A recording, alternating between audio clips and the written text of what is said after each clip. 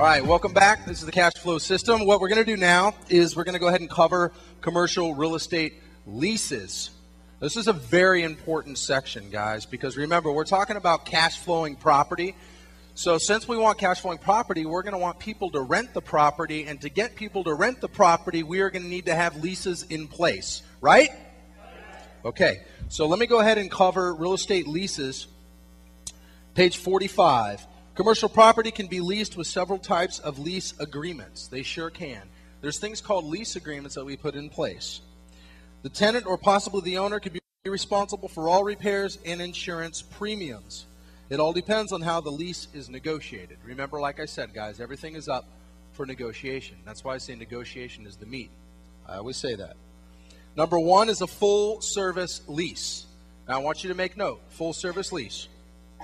This is where the owner is responsible for all of the operating expenses. Short and sweet, guys. I make this easy for you. All right? It's where the owner is responsible for all the operating expenses. Number two is the net lease. Okay?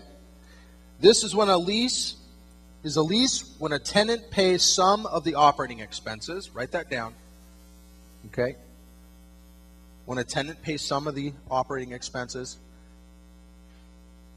And most commonly, there's two major expenses. There's two. And that's taxes and insurance. Taxes and insurance. Now next, what we're going to talk about is a triple net lease. Now you're going to hear this all the time. Net, net, net. Is it net, net, net? Is the lease net, net, net? Guys, net, net, net, triple net lease is what you want. It's the way to go. And let me explain. Triple net lease is when the tenant is responsible for all of the operating expenses. Is that a good thing? Absolutely, guys. Yeah, this includes three major expenses. The expense items are taxes, insurance, and utilities. Taxes, insurance, and utilities. Triple net. Also known as net, net, net.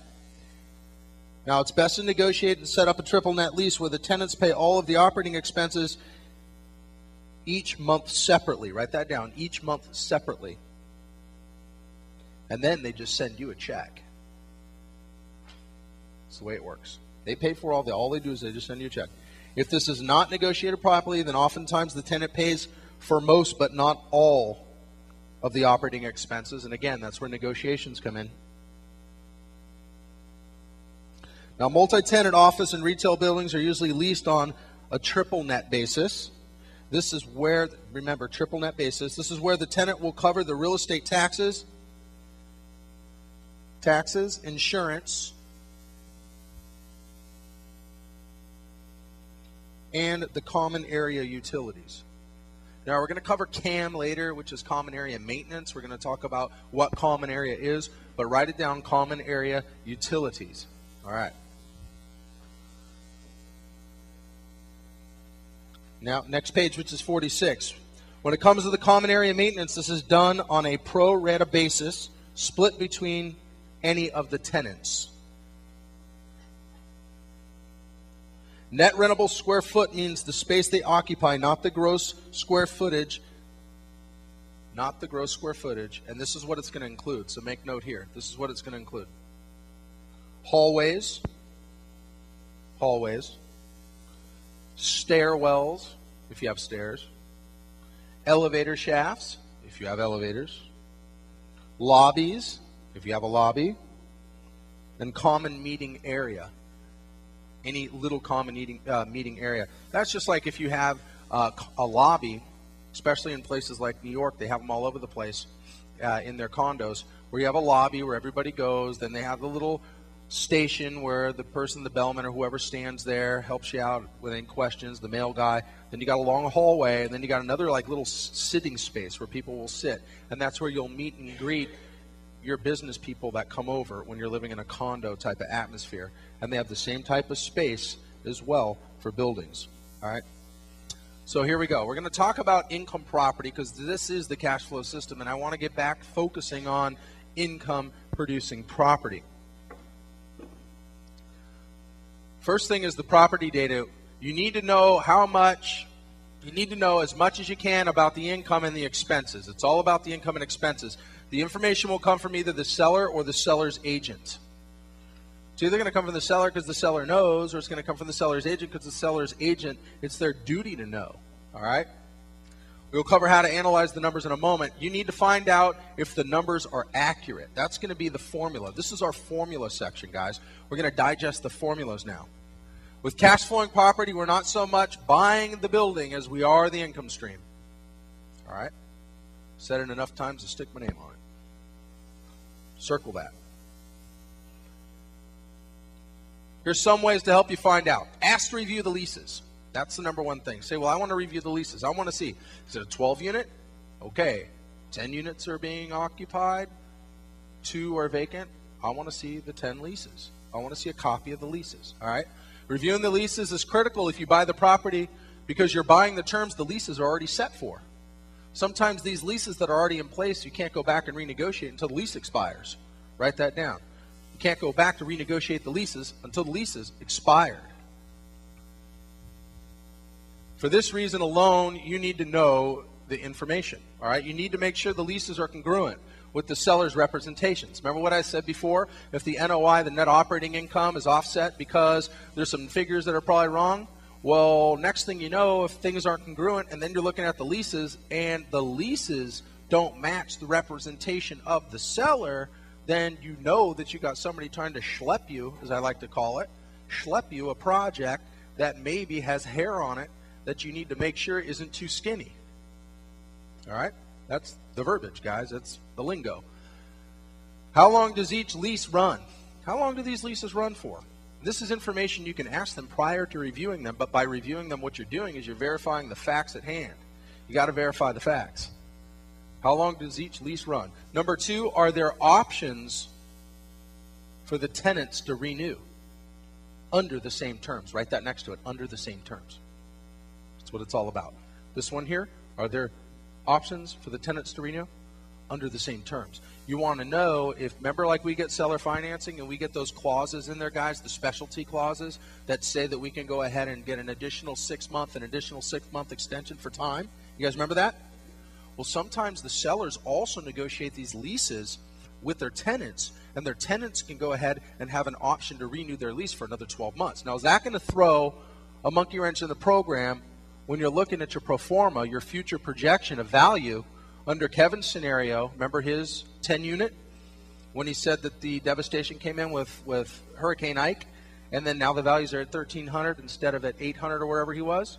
Now think about it. If there wasn't Hurricane Ike, but your leases were expiring at 800 and market rents now, because you just took over the building, you know that you put a little coat of paint on it, got rid of the squishy carpets, and now what you want to do is pull in new tenants or raise the rents on the old tenants. If these tenants have an option to renew their lease for another 12 months at that $800 value, is that going to throw your projection off of your property being worth $800 or $1.3 million? Of course it will. Of course it will. So you got to look for that little clause. That one little golden nugget that I just gave you right there, I'll tell you now, save you tens of thousands, if not hundreds of thousands of dollars. All right? If they do have a renew option, what rate is it at? What terms? Now, if the seller was smart, he would have understood inflation. Everything goes up, doesn't it? Everything goes up. And because everything goes up over time, you guys must understand that because things are going up over time, the price of housing will go up as well. And it is cyclical. It goes up and down. But these are apartments, and because they're apartments, understand they're recession-proof because people are always going to need a place to live. And because they're in such demand, even through recessions, that you got to understand, even through a recession point situation, you got to get it. You got to get it that there's going to be a demand for that, and it's always going to drive the value up. All right? The answer to these questions will have an effect on your purchase. They always do. Next is going to be property tax bill. Take a moment on that. Now, this is one way to confirm the accuracy of expenses in case the seller had numbers that were not congruent. They were not the right numbers. And now all of a sudden you feel like you need to verify things a little bit deeper. Right? Is that important? Don't we all, hello guys, you with me? Don't we always verify facts, make sure everything's in place? this is the way that we do it right here. This is one way to confirm the accuracy of expenses. Look to see if the owner has received a type of tax abatement. That's a development incentive. Development incentive. Guys, areas that are pro-growth, municipalities that are pro-growth, people that want you to come in, be on their tax revenue, create additional revenue, they're going to go ahead and throw money at you as far as development incentives to go ahead and make sure that it's coming up. All right. Now, if they do that, that might expire. If they did give a development incentive, it might expire, okay, or not be able to transfer to the new owner. That's what that's supposed to say, not to be able to transfer to the new owner. And because it cannot transfer to the new owner, that'll also throw off your projection. Please. Look for new assessment referred to as a phase-in. That's what that's called. This can mean the current taxes are right, but there's a new assessment coming. New assessment coming in, and they're going to be higher. Let me just go ahead and put this into very simple terms, what this means. Who here has a property that you know the taxes are high that have been assessed lately? Raise your hands. Let me see. Quite a bit, right? Including myself. Look, the way it works, guys, is they come in and they do a tax assessment and they say, look, your property's worth this, so you need to be paid taxes on this. And you're like, no, my property's not this because residential's cyclical, and my property's only worth this because that's what the value's worth, so it should only be appraised at this amount, meaning my taxes need to be lower. Right? You guys get that? Say yes. Okay, you guys are with me. Now, because of that situation, you want to make sure that there wasn't going to be a new assessment phased in. And if a new assessment came in, you want to make sure that you're going to either capitalize on that or that your taxes aren't going to be higher. Because if it comes down to it and there was an assessment, the seller doesn't tell you that there's an assessment, and then your property taxes are going to be higher, you want to be able to factor that into your future projection. You guys get that? Okay, good. All right. Now, next is review the utility bills. Now, here are the utility bills that you need to review. Gas, electric, and water. Gas, electric, and water. All right? Now, you can get usage information with a simple phone call to verify, and we call that pre-contract due diligence. Now, it's not just you out there making the call. That's your bird dog, or, again, that's your project manager to get it done. Okay? That's how that works. But by verifying the facts, you can gauge the accuracy from what the seller has represented. It's a simple phone call. Wouldn't you guys like to make one phone call to gauge if the seller's telling all the facts straightforward, or if there's some fluff in what he's saying, or he or she is saying? Absolutely, okay? So if you find discrepancies, then it's time to ask for an explanation. Let me ask you, why is the NOI off? Why is there all these additional expenses off? Why didn't you tell me about the new tax assessment and the taxes are going to be raised? Why didn't you tell me, now that I review the gas, electric, and water, the numbers are off? You might just get an answer like, because I really need to sell the property because I'm in foreclosure. Okay? Note, always verify all facts. This will determine if it's a deal or if it's a dud. That's the way it's done. We always want to go ahead and verify all the facts, all right? Now, review tax returns. All right, now some of you are probably cringing at this point, like, ooh, I was just going to ask him how much he owes. Now I got to review the guy's tax returns, he or she's tax returns. Okay, guys, the seller will more than likely say no, right? And they have good reason to. Do you understand that? Okay. Explain that you only need to see information related to the property. That's the way it works. I only need to see certain information related to the possible purchase of this property. And if you want me to go ahead and close on this thing and move forward quickly, I would appreciate getting the right information. And they're going to know if you're asking for that information, because at this point they have not provided the correct info. If the owner holds the property as an individual, the income and expense information will show. This will be scheduled. It'll be on a Schedule E. That's the name of it, Schedule E. And all you can say is, look, all I need to do is just see your Schedule E. And if he doesn't know what that is, say, look, the Schedule E, since you're an individual, you are an individual, right? You hold it in an individual. If he says yes, you say, okay, it's on the Schedule E. It's one form. It's in your paperwork. It's all I need to see. And the broker will know, and guys, the seller's going to know too. All right? That's all you need to see. But if he says, no, I don't own it in my own name, which you shouldn't own anything in your own name either, right? If the owner holds the property in a limited liability company like we do, which is the LLC, or another entity of partnership, maybe like a limited liability partnership, the property will have its own tax return. And that they should always show. That's no big deal. What are you buying? You got to verify what you're buying. So here we get into this part. I know you guys are going to love this. This is some great information. I want you to take it down. There's a special lease clause, okay? The seller warrants and represents that as the date set herein of this agreement, dated blank, the lease is for blank amount of money, and the expiration dates of blank, renewed option dates of blank, if it applies. You want to add this. Have your attorney add, write this down. These warranties will survive the delivery date of the deed. Those 10 words, write them down.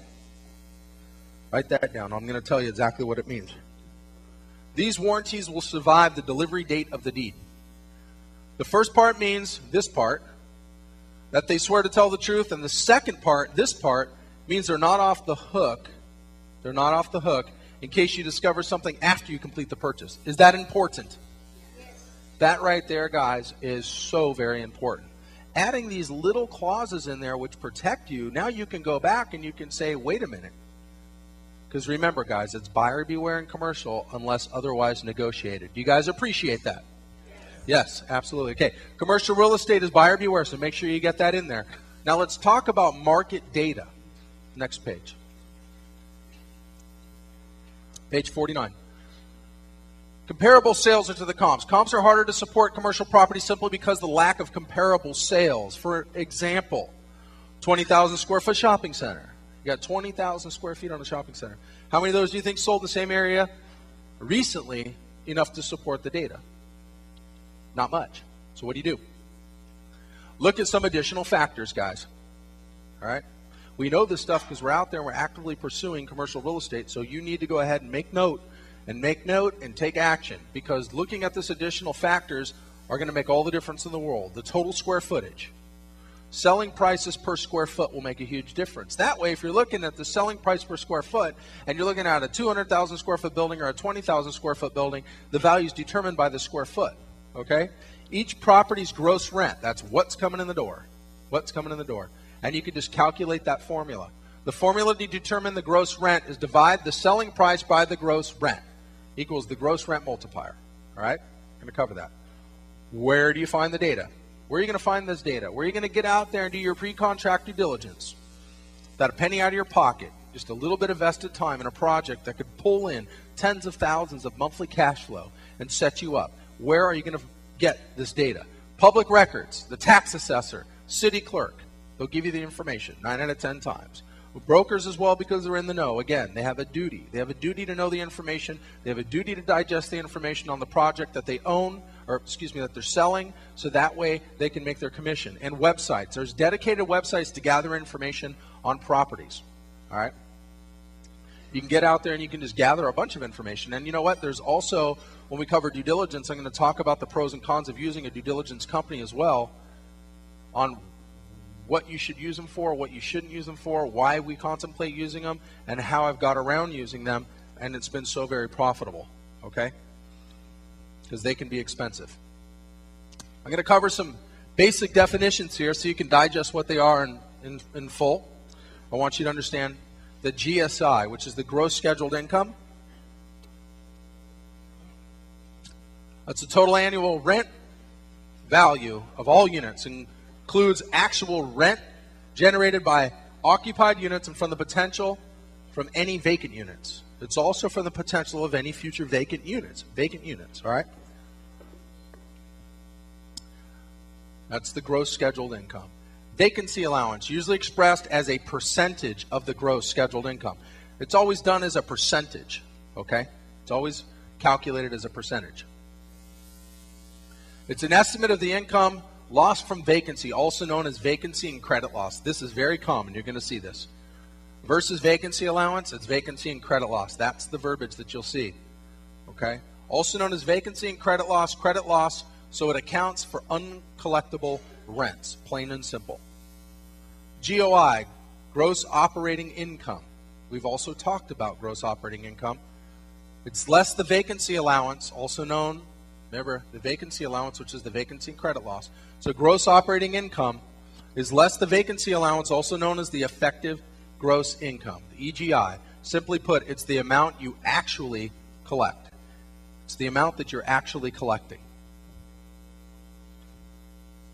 Okay. So let's define operating expenses. The best people to ask are the ones who are operating the facility. Don't you think that's important, guys? Who else is going to know about the property versus the people who are involved in the property themselves? Okay? The best people to ask are the ones who are operating the facility. Knowing what tenants are willing to pay for space is valuable information. We got to know who's out there, what the demand is, and who's willing to pay for that space.